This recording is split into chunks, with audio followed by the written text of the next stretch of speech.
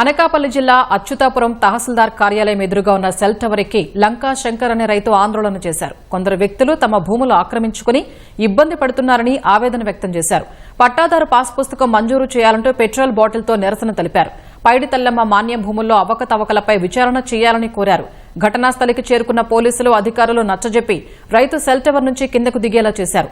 న్యాయం చేస్తామని అన్నదాతకు హామీ ఇచ్చారు.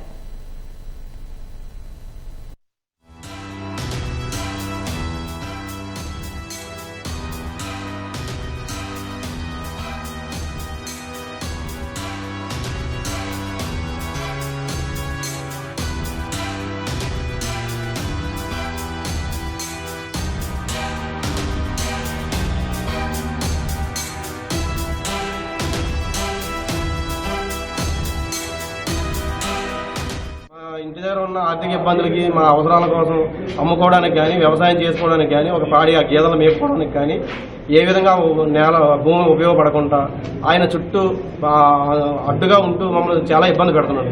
జనవాణి కార్యక్రమం అని అమరావతికి వెళ్ళి అక్కడ కూడా కంప్లైంట్ ఇవ్వడం జరిగిందండి. అన్నింటి మీదకి ఫీల్డ్ ఎంక్వైరీకి వస్తామని చెప్తున్నారు. ఏం చేస్తున్నారో తెలియట్లేదు.